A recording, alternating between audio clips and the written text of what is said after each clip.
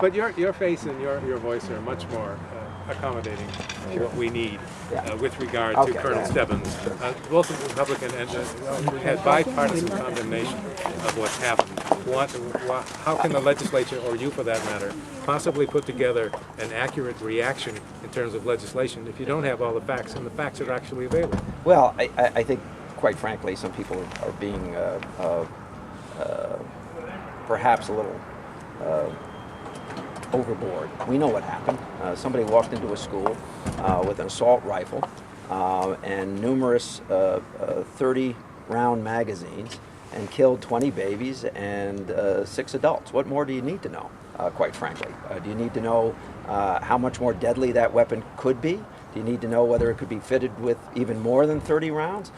We need to stop selling that particular piece of equipment in our state, and we need to stop selling 60-round magazines. Doesn't this information about this ledger, the so-called ledger, indicate that we get a much bigger mental problem here, and that's much, and as the gun owners are saying, is really the issue, and we're not being told. Lawmakers are not. No, I don't think that's the case. I think that we, let's concentrate on what was used here, and a rifle that's designed for assault purposes was used to kill 20 babies.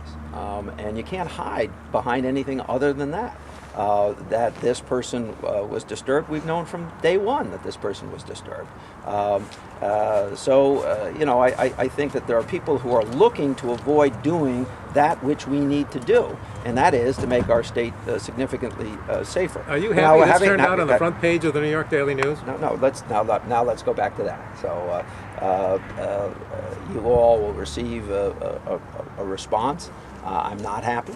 I understand that department to department they're trying to share information to keep the citizens in the United States as safe as possible, but I've asked that they respond and share that information, which can be shared no later than a week from Friday.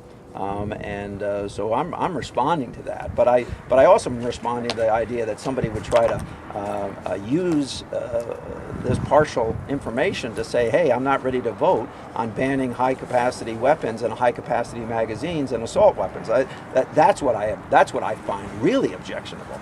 Did the colonel make a mistake in going down and sharing this with his colleagues without sharing it with you and other legislative leaders who are actually trying to work out laws on this? I think the colonel is an exemplary public servant who is trying to work with his colleagues in a context in which information is shared amongst professionals in law enforcement to make sure that everybody has the tools necessary to prevent these sorts of things from happening.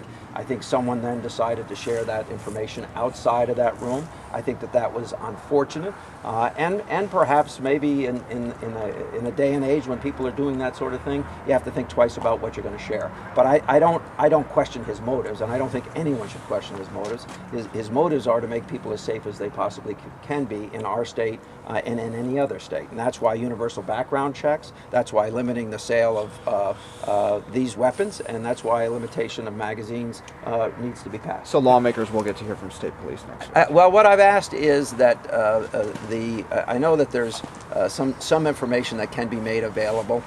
We're waiting for some direction, or at least I'm led to believe we're waiting for some direction from the courts with respect to what information has been subpoenaed that can be released. So you'll get something. I'm not ducking you guys. You can get.